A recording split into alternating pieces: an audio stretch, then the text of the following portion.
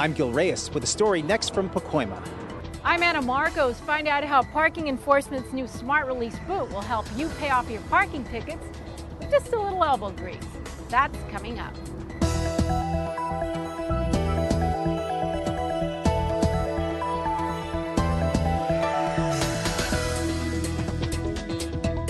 Hello and welcome to LA This Week. Thanks for joining us. I'm Yana Kay. Finding a job after you've been in prison is a challenge for many ex-cons. Many times they fall back into a life of crime and back behind bars because employers won't hire them. But as Gil Reyes reports, the city is doing its part to help provide second chances. Thanks to the city and Caltrans, these ex-cons are staying productive by sprucing up our streets, collecting more than 123,000 bags of trash, leaves, and other debris since the program launched last fall.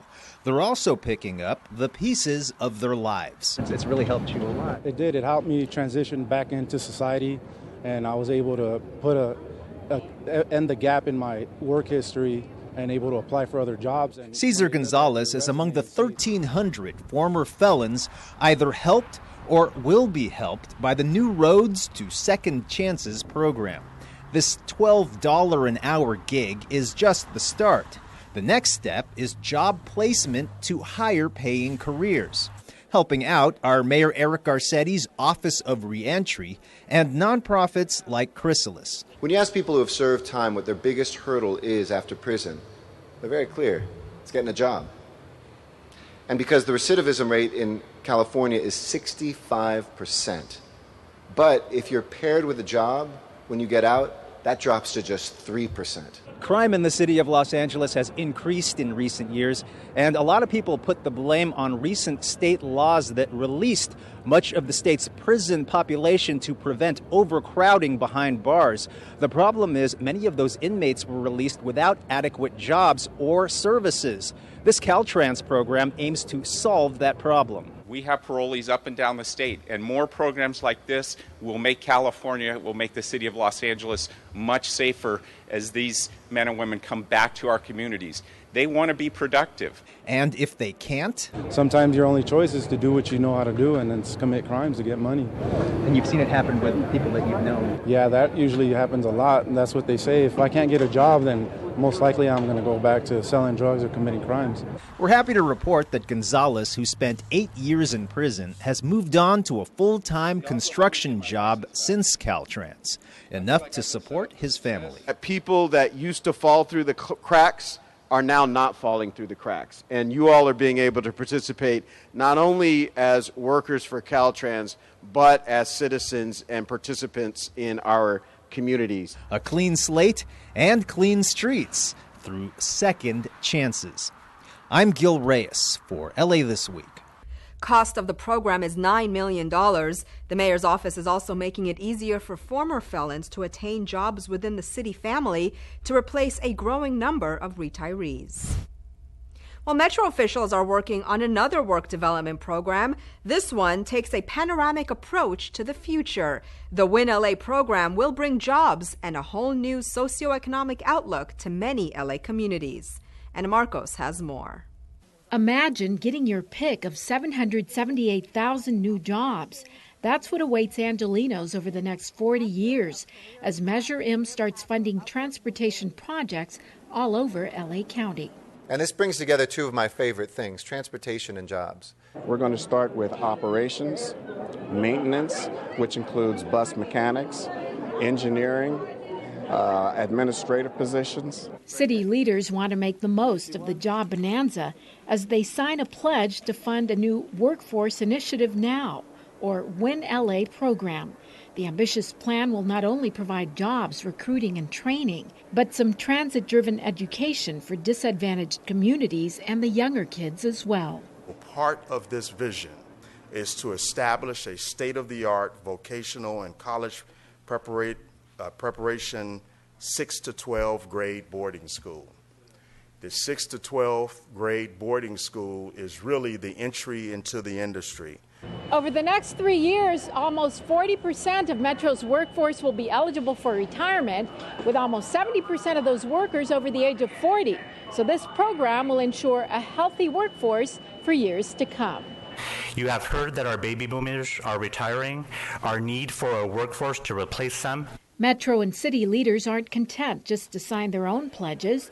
They encouraged their transportation partners, building contractors, design firms, colleges, and more to take the Win LA pledge and help train and hire the future Metro workforce. So brush up on those construction and engineering skills. More than 300 different careers and hundreds of thousands of jobs await. I'm Anna Marcos for LA This Week. Voters approved Measure M last year with a half-cent sales tax to fund LA County transportation projects. Well, speaking of transportation projects, can LA Metro go totally gas-free? Well, as Gil Reyes reports, that's the goal in Metro's ambitious plan to cut pollution. Natural gas is in the past, electric buses here to last. Southern California's largest transit agency shoots for something unprecedented for a fleet its size: zero gas emissions by the year 2030. It's really important for us to do this as the federal government is rolling back environmental regulations, as we're backing out of the Paris Accords. California has been leading, Los Angeles has been leading, and LA Metro is going to be leading. LA City Councilman Mike Bonin and Mayor Eric Garcetti are among the Metro board members unanimously supporting this plan. Yes, agencies like LA City's Dash service have a few electric buses, but no major transit agency in the country has zero emissions for every one of its vehicles, at least not yet. And another major step towards that goal, Metro officials approving close to $140 million to purchase close to 100 all-electric buses. Now, these buses would serve the Orange Line in the San Fernando Valley and also the Silver Line along the Harbor and San Bernardino freeways. The eventual goal, to buy 2,300 gas-free buses, buses running on either electricity or other zero-emission technology like hydrogen.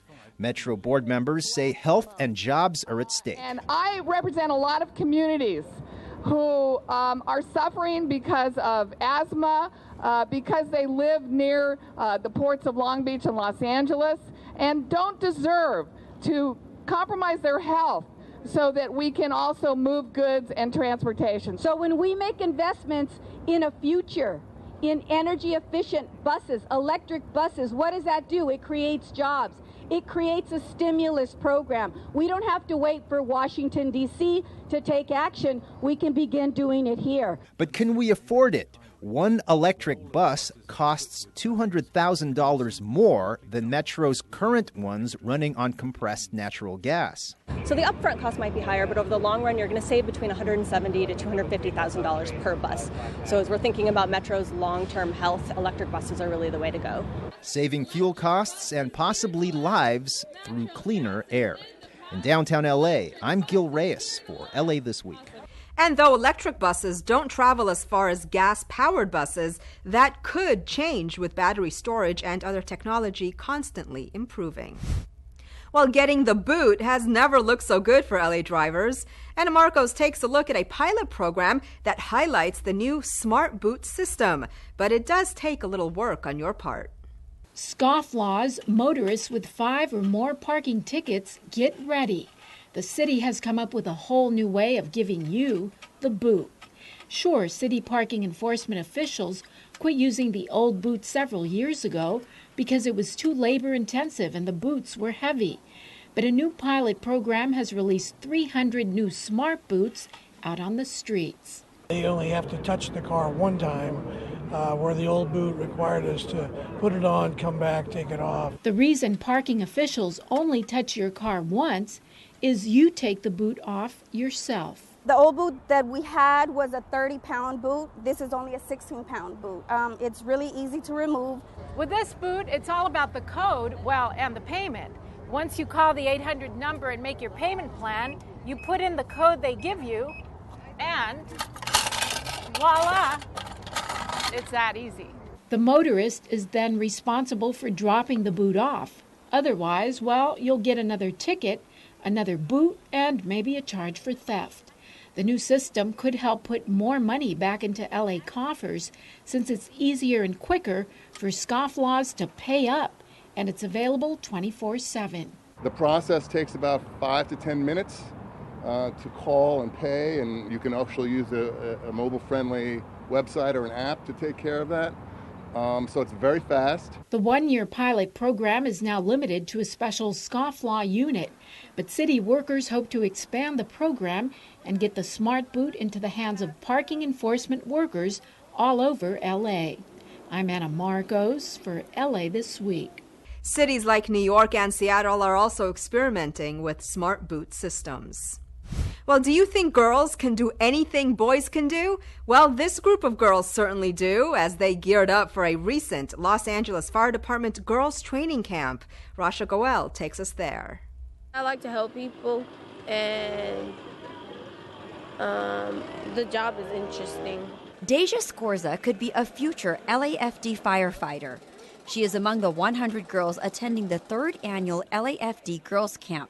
She's about to get a closer look into what being a firefighter entails. And we want the next generation of girls who will become women, who will become firefighters, to kind of plant that seed. We're very excited about this event, and in the past, it's been very successful. This camp was held at Fire Station number 59 in West LA. The 2-day event gave young women a chance to put their skills to the test. They work side by side with career firefighters that are already hired and have a job with a department, and they get to learn all about the duties and responsibilities of a firefighter.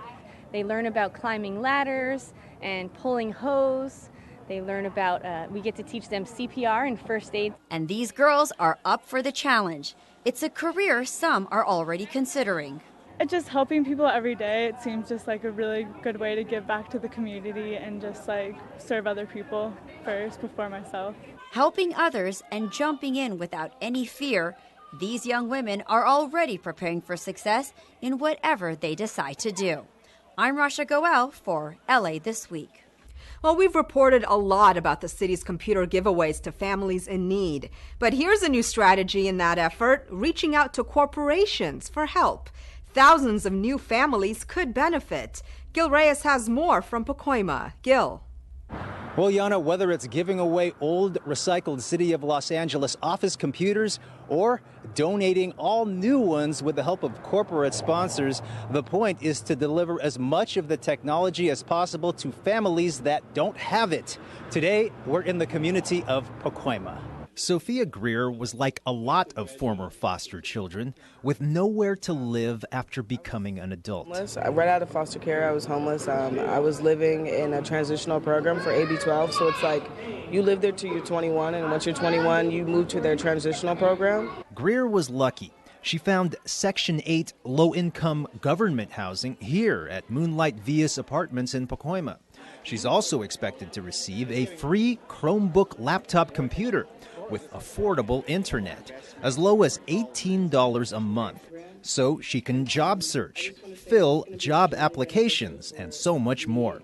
Greer can thank the city and its partners. So we have 3,000 Section 8 families who are eligible for this program, and then what we're intending to do is, through our nonprofit partner, Human IT, we're going to outreach to all those 3,000 households, give them assistance in locating available low-cost internet options. The Housing Authority of the City of Los Angeles is one partner, so is Frontier Communications.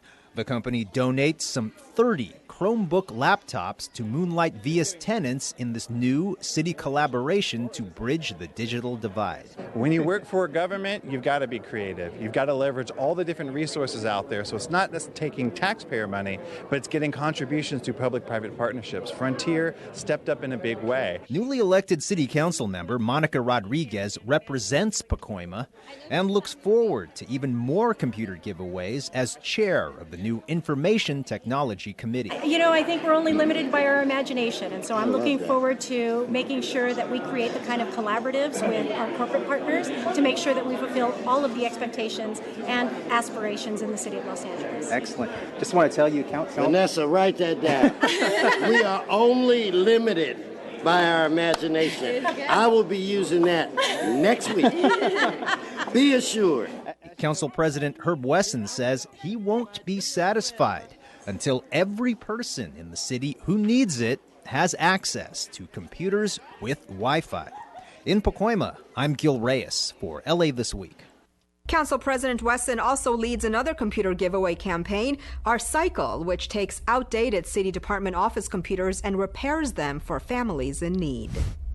Well, here's one fun event you can do with the whole family. How about a little cardio down by the river? The Amazing Family Fitness Race is part of the mayor's initiative to encourage healthy communities and more activity on the river. Anna Marcos reports. A family that dances together stays healthy together.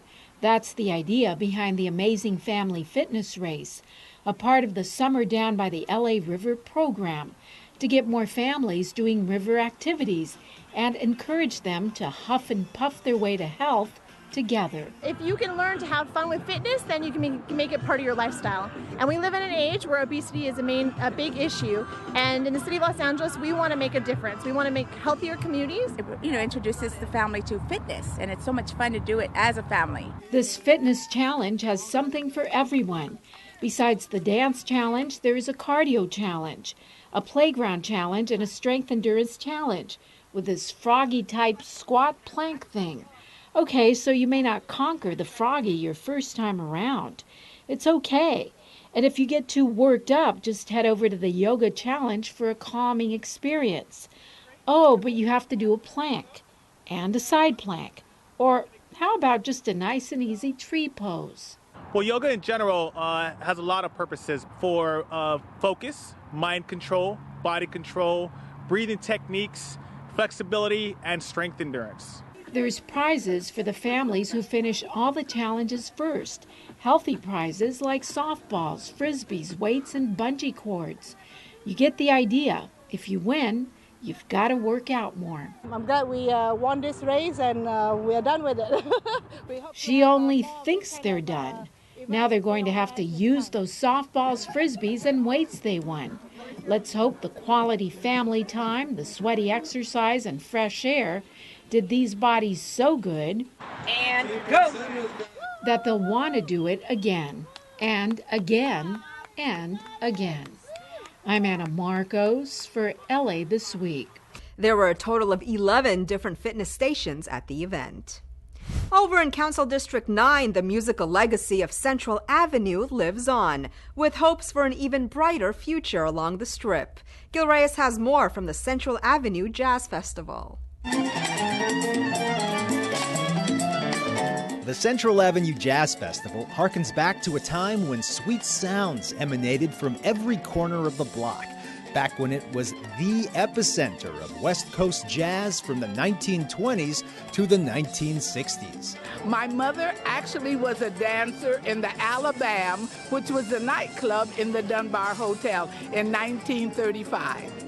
There was the Alabama, on this side there was the Last Word, there was the Mimo, all of these clubs where there was wonderful, wonderful music. The sounds return for this once-a-year weekend festival. Acts performing on 2 stages and at the historic Dunbar Hotel. Steve Isowardi has written several books about the Dunbar and the area's rich jazz history. W.B. Du Bois stayed here, Duke Ellington, Count Basie, Billie Holiday. This is a legendary place. And just to be back on the avenue, walking up and down, is a wonderful experience. And to hear music on the avenue again is fabulous.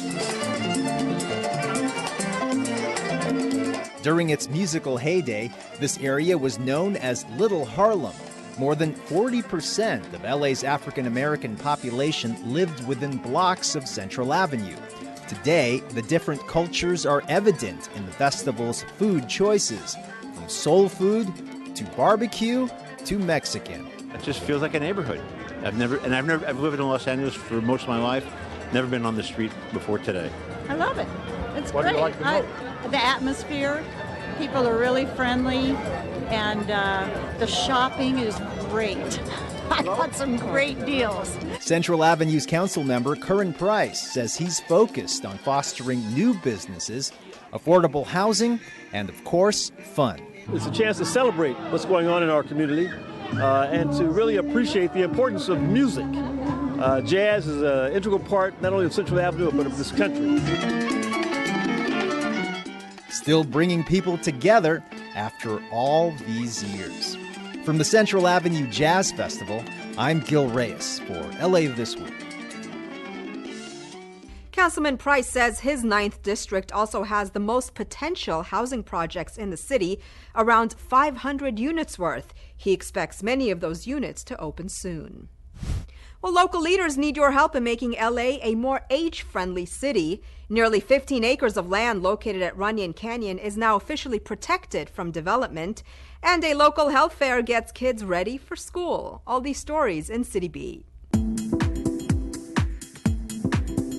As all of us get older, one group in particular will be seeing a dramatic rise in numbers in the LA region. The population of adults aged 65 and above will double between 2010 and 2030.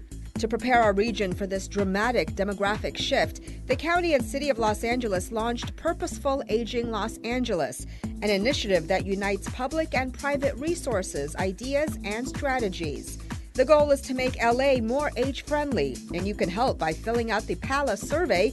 Just go to purposefulagingla.com and click on Survey Toolkit. The City of Los Angeles Department of Recreation and Parks, along with Councilmember David Rue and other groups, celebrated the acquisition of the 14.9-acre property located at 2450 Solar Drive in the Hollywood Hills area of Los Angeles, adjacent to Runyon Canyon Park.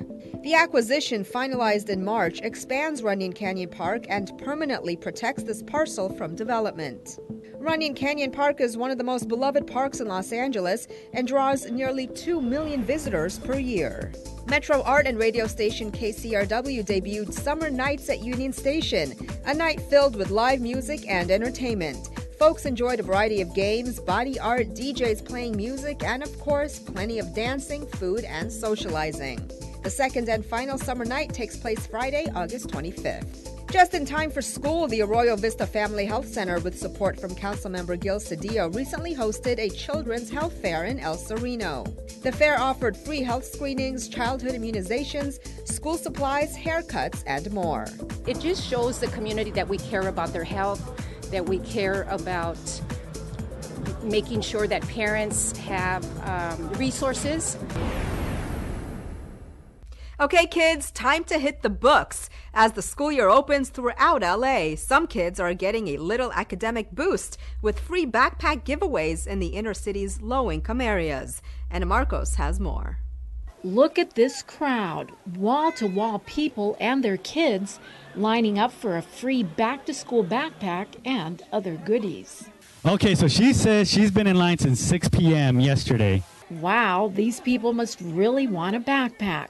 The backpacks are a gift from Spectrum Communications, and they're given out with help from local leaders. This is an important event because it underscores the importance of education, underscores our commitment to it, and the encouragement we can give to young people to do their best. We have about 800 backpacks, so we are going to be very close, but we are very excited. There are hundreds of kids at this giveaway, which is happening at a place called Home, an after-school haven for low-income kids, which helps them with everything from homework to the arts to college preparation. I've been here for 7 years, and I come every day of the week. We do a lot of things for the community, gives a lot of opportunities. Like we have music opportunities, art opportunities. The backpacks come with all the educational goodies you could want: notebooks, pencils, even headphones. Out at Exposition Park, another back-to-school giveaway. So get out those protractors and notebooks. School is back on. I'm Anna Marcos for LA This Week. Spectrum Communications, by the way, was also offering a cheap internet service for low-income families at the event. Well, don't let summer pass you by without seeing an outdoor movie. Enjoy a picnic and live theater at a local park, or unwind and relax as you stroll along the peaceful paths of the Japanese garden. All this in this week's Things to Do. Before summer ends, don't miss your chance to enjoy an outdoor movie.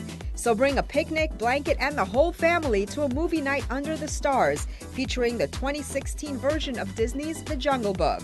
The screening takes place Saturday, August 26th at 7:30 p.m. at the Victory Vineland Rec Center located in North Hollywood. Join the fun and entertainment while supporting Tree People's Coldwater Park in the woods and under the stars. Enjoy an eclectic mix of comedy, theater, and music. Pack a picnic dinner and your family for nights of laughs and music by Tree People and the Actors Conservatory Ensemble. Nestled in the rolling hills of Coldwater Canyon Park, this fundraising series showcases acts for the whole family hosted at the Mark Taper Foundation Amphitheater. All the entertainment takes place until September 23rd. For more information, go to treepeople.org/Canyon Nights. In the middle of busy San Fernando Valley lies an oasis, a 6.5-acre garden which features 3 gardens and includes a dry Zen meditation garden. Features include a tortoise island, a 3 Buddha arrangement of stones, and a wisteria arbor across a plover path. Next along the path is an expansive, wet strolling garden with waterfalls, lakes, and streams, abundant greenery, and stone lanterns which were hand-carved by artists in Japan. The garden is located at the Donald C. Tillman Water Reclamation Plant. The garden's purpose was to demonstrate a positive use of reclaimed water. So come take a stroll, relax, and unwind. It's located at 6100 Woodley Avenue in Van Nuys. For more, visit thejapanesegarden.com. And that's a look at some things to do. Well, that's going to do it for this edition. I'm Yana Kane from all of us here at LA This Week. Thanks for joining us. A reminder that you can catch us online at lacityview.org. You can also follow and like us on Facebook. We'll see you back here next week for more of LA This Week.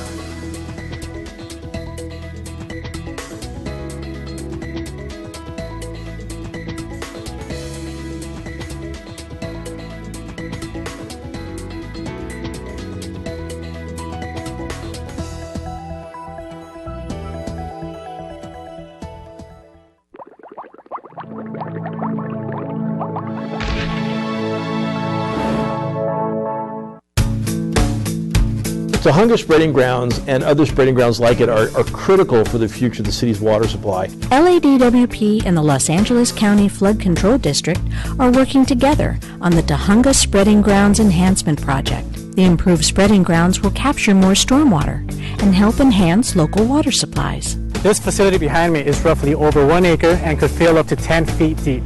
That is enough to supply 30 single-family homes per year. There are currently 20 similar basins of varying sizes at Tahunga Spreading Grounds.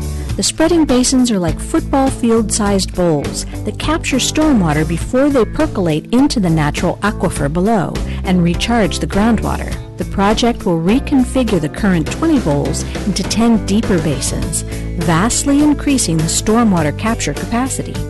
Every time it rains, we need more capacity to put that rainwater into the ground.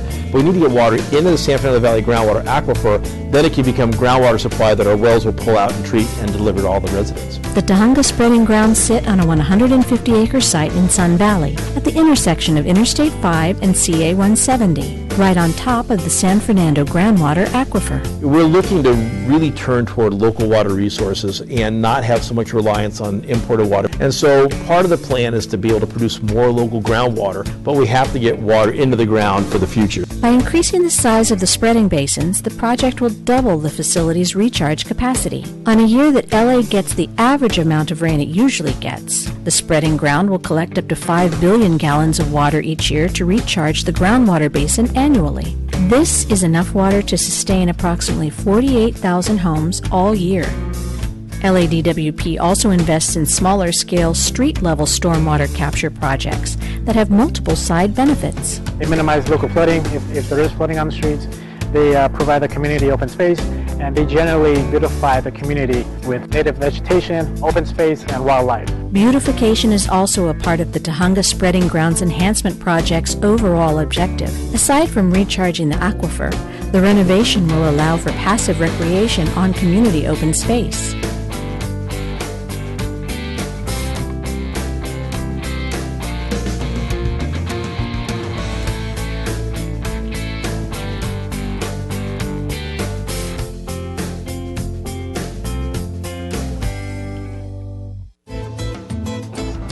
Hola, soy Marisol, desde Canoga Park, la ciudad toda americana. Estás viendo LA City View, Canal 35, nuestra ciudad, nuestro canal.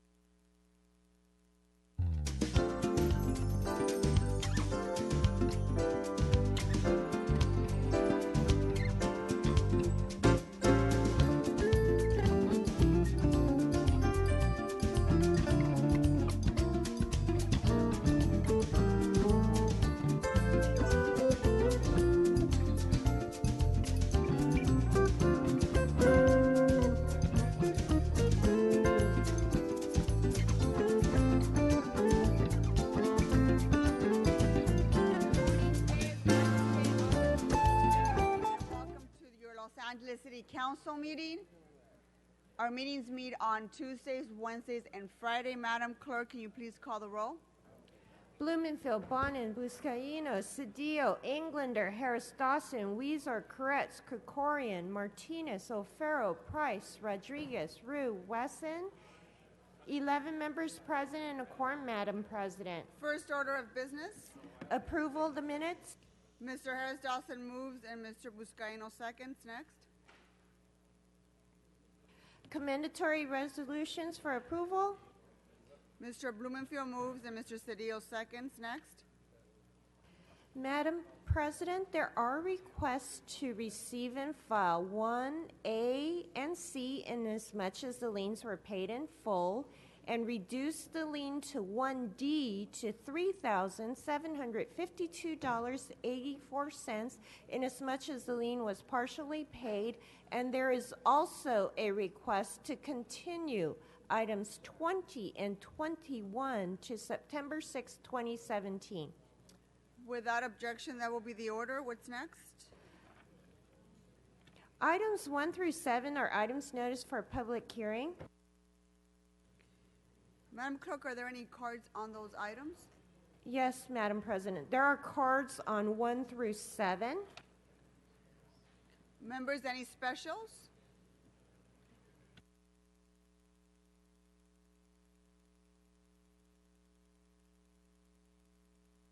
Okay, what's next? Items 8 through 25 are items for which public hearings have been held. Committee reports for items 24 and 25 have been submitted, posted, and circulated for council's consideration. Members, any items, specials on those items? Specials on items 8 through 25? Okay, seeing none, let's go ahead and let's open the roll, close the roll, and tabulate the votes. 11 ayes. Okay, what's next? 12 ayes. Items 26 through 33 are items to which hearings have not been held. 10 votes are required for consideration. Without objection, that those items are before us, members. Do we have any cards, Madam Clerk? Yes, Madam President. There are cards on all items, 26 through 33. Members, are there any specials on those items? Okay, seeing none. Madam President, that brings council to items 34 and 35. Those are items scheduled for closed session. Would you like to hold them on the desk? Yeah, let's go ahead and hold those items on the desk for now.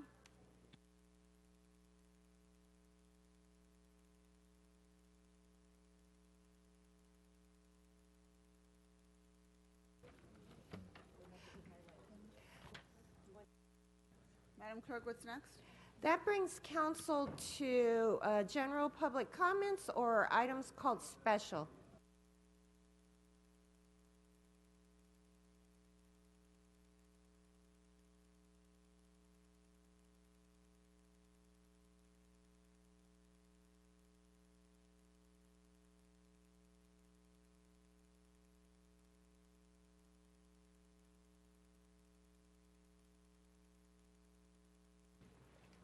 Mr. Walsh, are you ready for your items?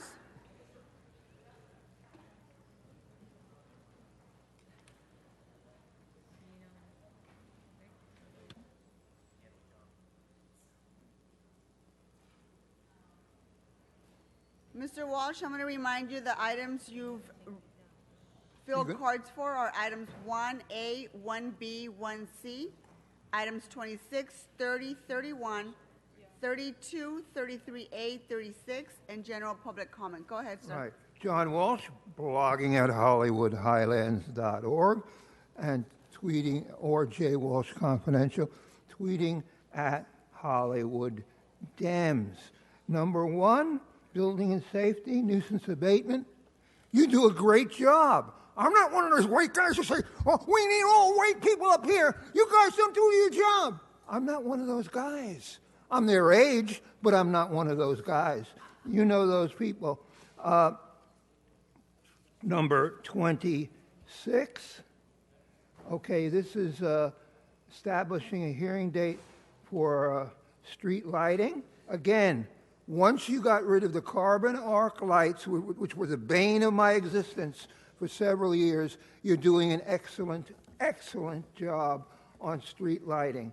And number 30. Number 30, declaration of local emergency. Oh, I'm scared. I'm scared. Okay, what this is, and this story should be on the front page of the LA Times. This is the aqueduct. The aqueduct is an extreme peril. Do you understand that? Extreme peril. That's not a psychotic like me saying that. That's your agenda item. Meanwhile, the reporters like David Zahniser are jerking off. Extreme peril to the safety of public property, infrastructure, environment, and water gathering. That's number 30. Hey, get off your ass, reporters, and do this goddamn motherfucking story. Extreme peril. That's what it says right here. Extreme peril. Number 30. Okay, 32 and 33. And incidentally, they're not going to talk about it. They're more interested in jerking off, especially Bonin. An offer of reward. Okay, Miguel, this man was murdered. You have never paid out a reward because if you paid out a reward, the gangs would kill that person, murder him. $50,000, and no one will accept it. And maps, they sound boring, but I'm telling you what the problem with the maps. The maps, they sneak in downzoning you so they can build high-rises. Okay, and number 36, this is a lawsuit. Mr. Walsh, Madam President, 36 is on the special agenda, so we should wait for that one. Okay, so you can take the 13 seconds and do whatever you want with it. The most important thing, you know, I get up here all the time and say, Devan Maharaj, the editor and publisher of the LA Times, should be fired, should be fired. They laugh at me. You laugh at me. You have Koretz and Krikorian making out over here. Well, guess what happened on Monday? Devan Maharaj was fired, and all the people who were behind him were fired. Why? Because we put an enormous pressure on them, and also the Times is losing money. We won. We had a big victory. Devan Maharaj. Now, you people don't know who's... now that you don't know who the editor and publisher of the Times is, you don't know whose cock to suck. But believe me, when they appoint someone, no one... And if you need any help on how to suck cock, go to Bonin. He's the world's expert Thank you, Mr. Walsh. on sucking cock. Thank you, Mr. Walsh. Our next speaker is Herman.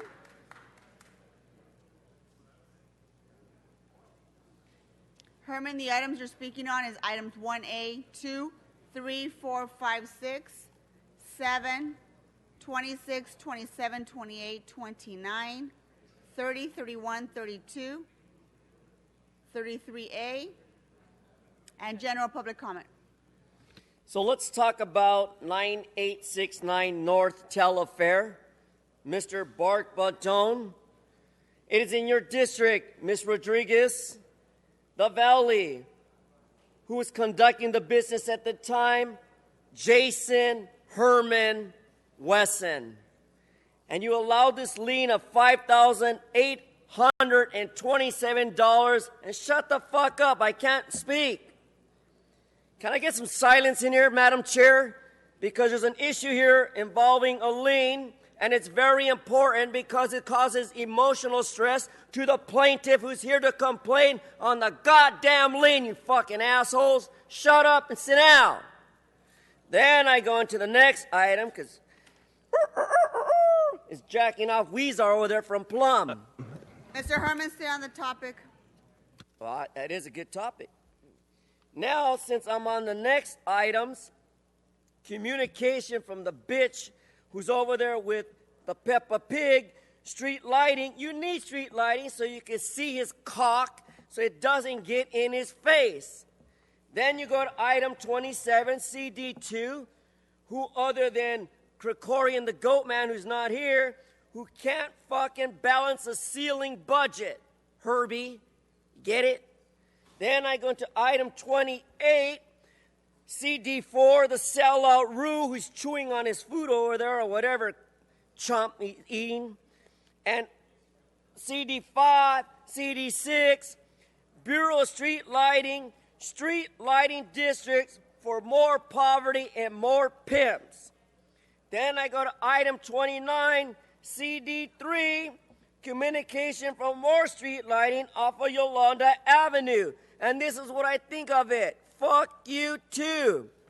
And then I go into the next item, since everyone's engaging in a conversation, disrupting the public speaker in violation of my Brown Act rights, relative to declaration of local emergency by our fucked up mayor, fucked up March 20th, 2017, fucked up due significant impact to fucked up Los Angeles and the fucking assholes that keep interrupting me by speaking out, not letting me be heard under the conditions of extreme fucking peril of the safety of the fucking public property, as I brought out about the fucking liens and the fucking assholes and all the fucking idiots that keep talking because they're fucking stupid, like that fucking black motherfuckers who keep delivering fucking facilities and fucking air quality, fucking immigration facilities owned by fucking controlled Los Angeles Department fucking water power.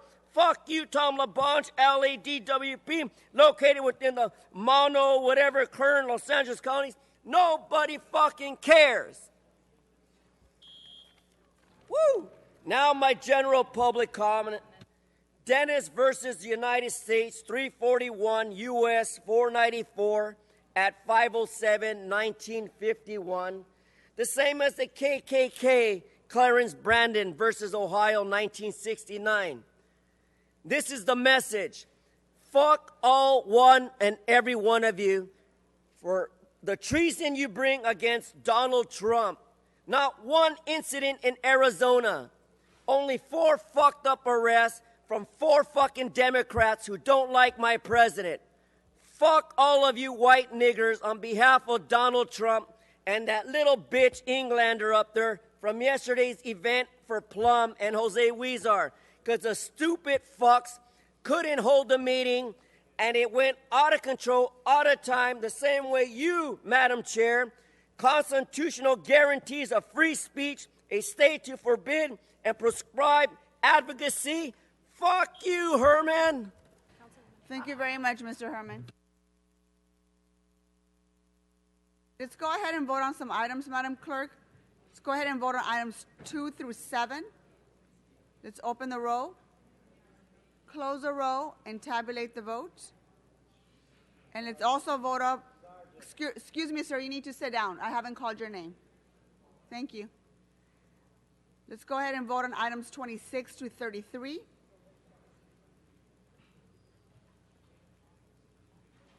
Let's open the roll, close the roll, tabulate the vote. 14 ayes. Thank you. Mark Barton? Mark Barton? You're Mark Barton? Mr. Herman, we can do without the applause. Are you Mr. Barton? Go ahead, you have 1 minute. Well, I'm sorry, you have item 1F and general public comment. Go yes. ahead. Go ahead. In regards to this, to the property on Telfair, look, somebody took my name last time, and I didn't get much help. So I have to get public speakers, some support from public speakers. Please don't do that again. This over $5,000 harmful financial liability needs to go. And Monica Rodriguez, I'll gratefully appreciate it if you handle it. Thank you very much. Sir, do you want your 1 minute for general public comment? Because you filled out a card for both. I said everything I need to say. Okay, I appreciate it. Pass. Thank you for coming down. Let's go ahead to general public comment and call Brian Barajas. Are you here, sir?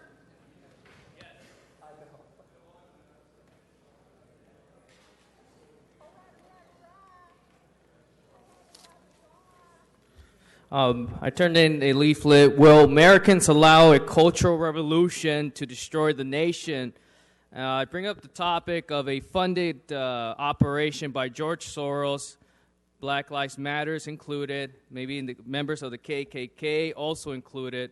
But I have to warn the public that we are at a process where a coup d'etat, if you haven't known, has been in a color revolutionary mode, like what happened when Obama funded a Nazi coup in Ukraine.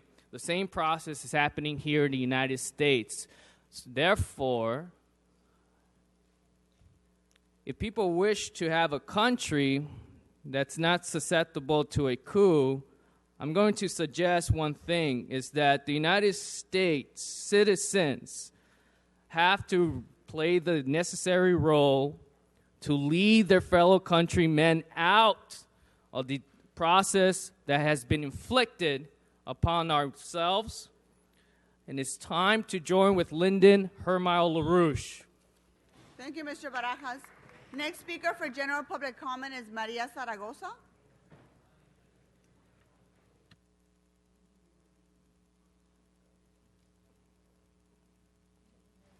You have 1 minute, ma'am, for general public comment. Thank you. Good morning. My name is Maria Zaragoza, and I am here today to voice my support for a comprehensive sign ordinance that will allow our city to manage our billboards and provide much-needed community benefits for our neighborhoods like mine. You also have the support to secure crucial community benefits that could be used to invite in our community parks, sidewalks, roads, and much more. It's time for LA to join these cities. Thank you.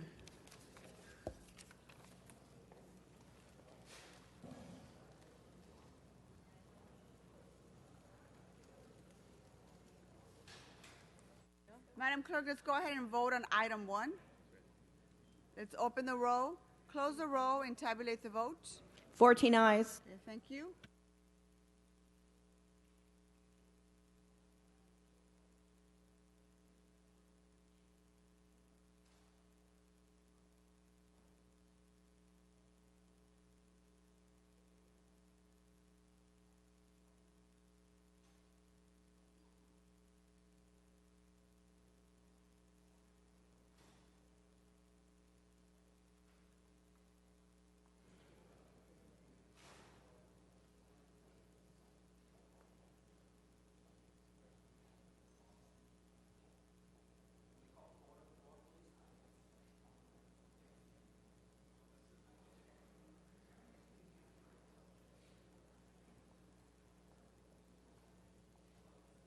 Mr. Krikorian, do you want to speak on items 34 and 35? Yes, thank you very much, Madam President. Items 34 and 35 are settlements that have been considered by Budget and Finance, which recommends approval of the City Attorney's recommendations. Unless members have questions or concerns, that can be done in open session. Thank you very much. Those items are now before us. Let's open the roll. Go ahead. So on item 34, Kenston Abe, there's no final action and no further announcement. On County of Kern versus City, there's no monetary payment. Kern County deems the city in compliance with its application of biosolids on Green Acre Farms in Kern County, and the parties dismiss with prejudice or CEQA appeals and cross appeals. Thank you, Mr. City Attorney. Those items are now before us. Let's open the roll, close the roll, and tabulate the vote. 14 ayes.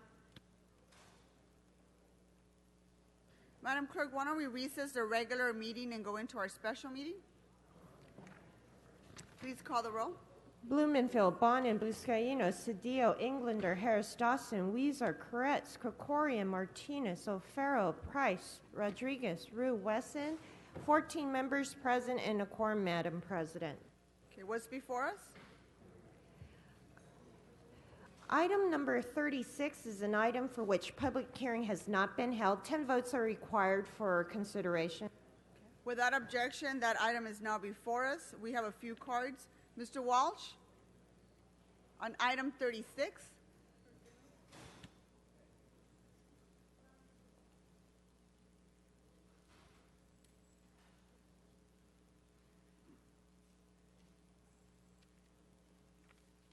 John Walsh, blogging at HollywoodHighlands.org, or J. Walsh Confidential, tweeting at Hollywood Dems. This is item 36. This is a property located on Jefferson Boulevard. The development of the Coffee Bean and Tea Leaf headquarters.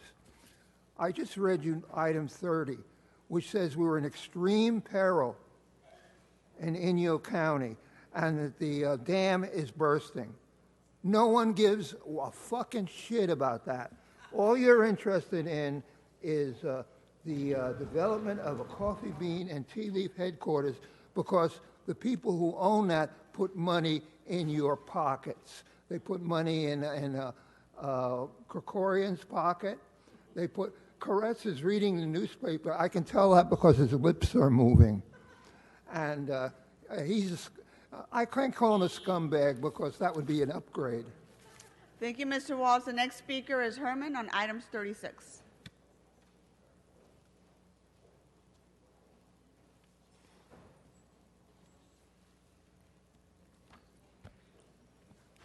It's no surprise to prescribe an advocacy on the city-owned real property, but there was no guarantees because there's no community impact statement. So what does that say to all of you all?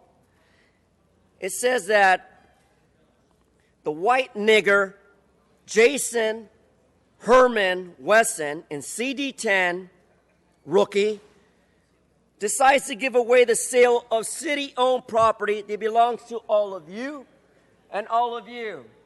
And yet we still live with the issues of HHH and Measure H, bitches. So to prescribe advocacy that is a constitutional guarantee of our free speech to protect city-owned property at Jefferson Boulevard, stop Jason Herman Wesson, the AKA asshole, from doing so. Thank you.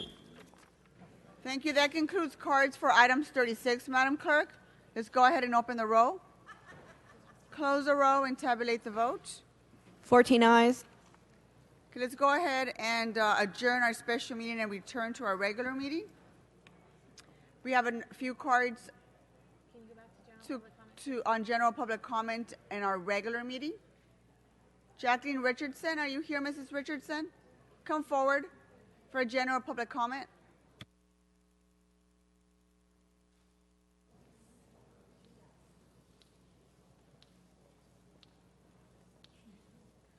This concerns people from the country of Mexico and the country of Russia. Some of these people have been here 30 years, and they've done responsible work. They've held on jobs, gone to work every day, and they've been responsible to the community, to their families, and to their city. I'm asking you if you can give papers to a few of these people, not to every city, not for every county, but a few of these people who have been responsible for the last 30 years. If you could give them papers, I'm sure they'll continue to be responsible people.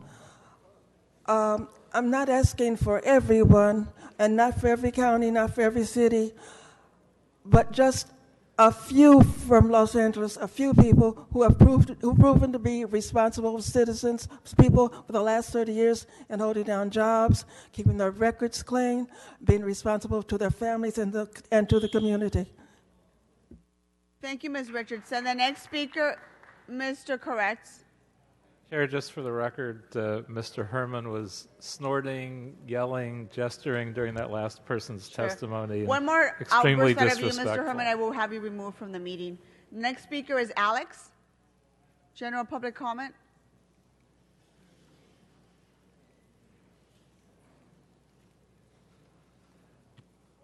Sorry, I don't have a last name for you. Castañeda, I'm sorry, I don't think I added that. Good morning, Thank Council. you very much. Good morning. Thank you. My name is Alex Castañeda from Top Entertainment. I'm here today to support a comprehensive sign ordinance in regards to digital boarding. I am an event producer, a longtime and lifelong resident of the city of Los Angeles, and in conducting events, one of our biggest challenges that we faced is the promotional aspect and component part of it.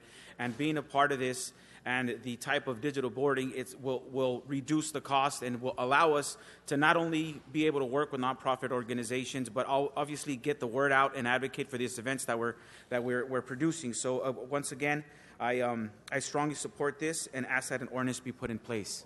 Thank you so much. Thank you very much. And that concludes general public comment. General public comment is now closed. Mr. Herman?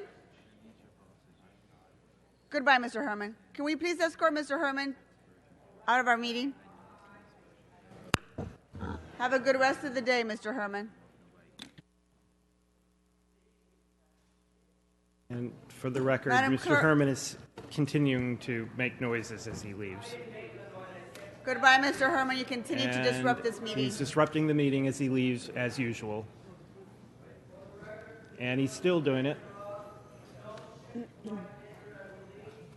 And he's walking very slowly as he shouts and holding up the meeting yet again. And in case the mic's not picking it up, he's still doing it.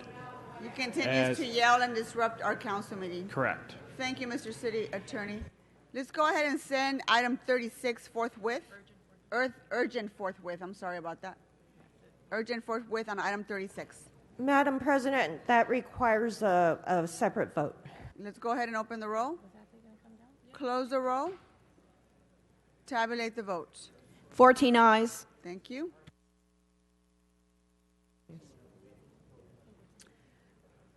Madam Clerk, what's before us? That brings council has motions for posting and referral.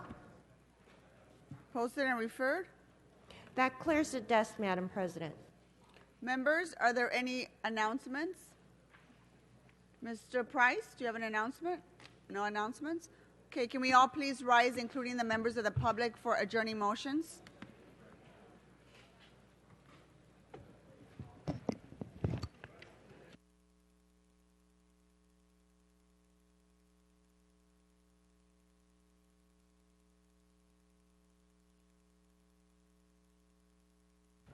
Adjourning motions, Mr. Koretz. Thank you, Madam President. Stewart Richard Jaffe was born in Detroit, Michigan on March 2nd, 1938, and passed away on July 16th of this year. Surrounded by his loving family, his wife Shirley, his children Carrie, Mark, and Justine, and his adoring grandchildren Mia, Gavin, Jack, Finn, Ben, Walt, and Nadine. Stewart was a man of sterling character and integrity. He devoted his heart and soul to his family and to feeding and caring for thousands of homeless in the community for more than 25 years. He owned a successful real estate investment and property management firm and was an avid runner, swimmer, world traveler, and chocoholic. Over the 5 decades Stewart Jaffe lived in Los Angeles, he was devoted to helping others. He played an active role in improving the lives of children at Vista Del Mar, and for more than 20 years he ran FAITH, which stands for Family Assistance Involving the Homeless, an organization that feeds hundreds of people daily. Stewart led by example, knowing that each of us must do what we can to create a better and more caring community. In honor of Stewart's life, contributions can be made to Shoes That Fit or to Stewart House, care of the Rape Treatment Center at UCLA. He'll be greatly missed. Thank you, Mr. Koretz. And Mr. Price? Thank you, Madam President. Members, today I rise in honor of the legendary Dick Gregory, who passed away last week. Dick Gregory was a comedic genius and an activist who used his platform to advance civil rights. Dick Gregory was born Richard Clayton Gregory on October the 12th, 1932 in St. Louis, Missouri. He attended Southern University before being drafted into the United States Army in 1954. It was during his stint in the military that people took notice of his sense of humor and timing, and he was tapped to perform at Army talent shows.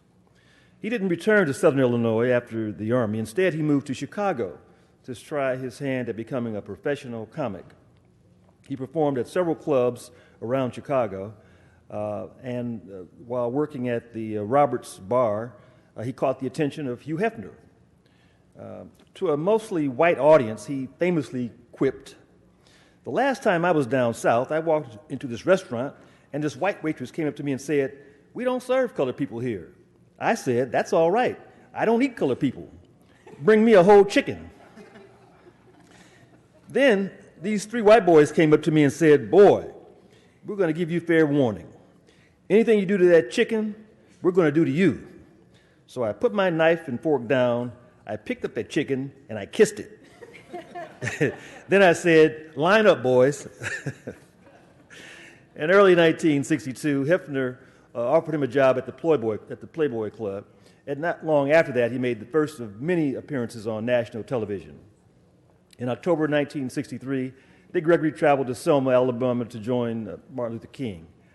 In 1964, he protested against the Vietnam War, going on one of many hunger strikes. In 1967, he ran for the mayor of Chicago against Richard Daley. In 1968, he ran as a write-in candidate for president. He was always on the right side of justice, urging racial and gender equality, environmental justice, income disparity, and universal health care. In 2015, we learned that Dick was awarded the star on the Walk of Fame in Hollywood. He's going to be remembered not only for his comedic genius, but his dedication to civil rights and human rights, and the advancement of black people. He was also long remembered as a gentle soul and an all-around amazing human being. Dick Gregory is survived by his wife Lillian and 10 of his 11 children. May he rest in peace. Madam President, the only thing that I want to add is that Mr. Gregory was a member of Alpha Phi Alpha fraternity, which is the oldest African-American fraternity in this country. And I happen to be a member as well. So we grieve the loss of our brother. Thank you. Any other fraternity motions? Mr. Englander.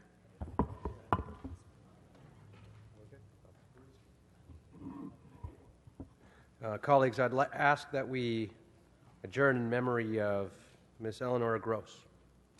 Eleanor was born on Halloween, October 31st, 1926. Her personality was just like the holiday.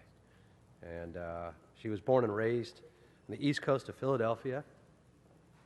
She carried the U.S. flag in her high school drill team. She helped with her mother and sister as they went off to the factories during World War II.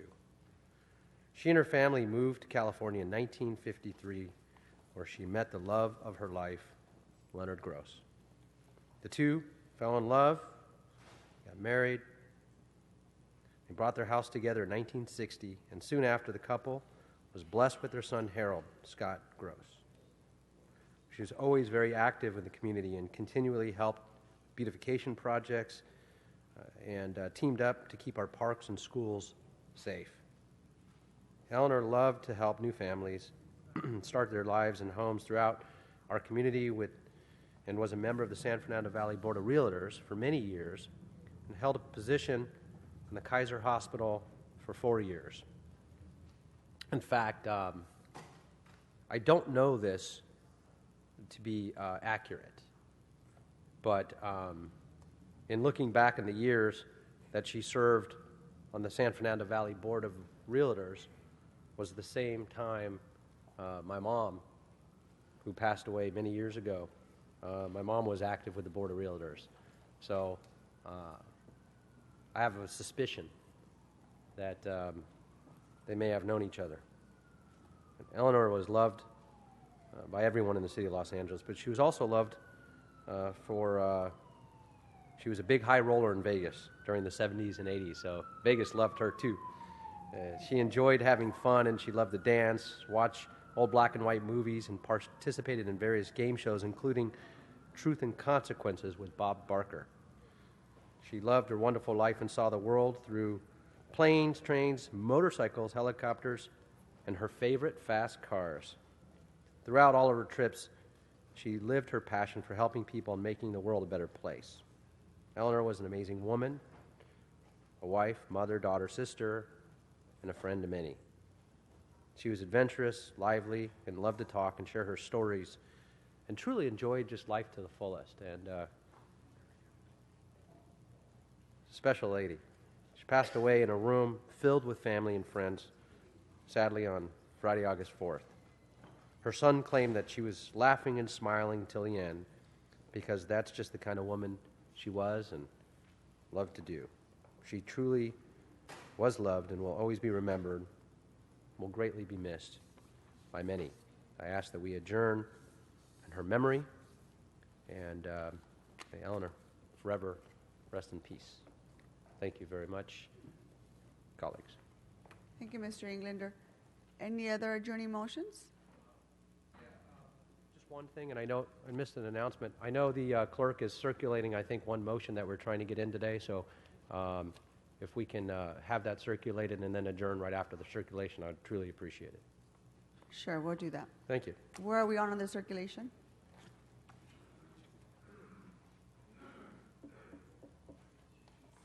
The one, I've signed everything, Mr. Englander. Maybe Paul can do an impression for us. We're waiting. Another impression, Mr. Karatz? They're stamping it. No, I'm not going to sing. I don't want to clear this place.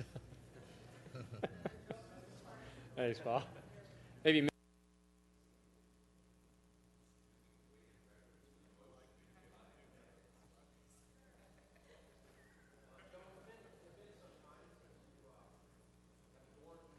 With your voice, as you used to do often, in fact, any chance you got. We're good? Oh, okay. Mr. Cedillo? I can fill in some space here. I know my colleagues are always excited to hear me. We're good. We're done. We're done. I can turn it in tomorrow. It's fine. Not a problem. We'll always have another council meeting. 10 minutes. Since you insist. Quick. Since you insist. It's done. We're good. There's a Mr. Englander, are you satisfied? We're done. Great. Thank you very much. Our meeting is adjourned. Oh, I can't believe you punked me like that.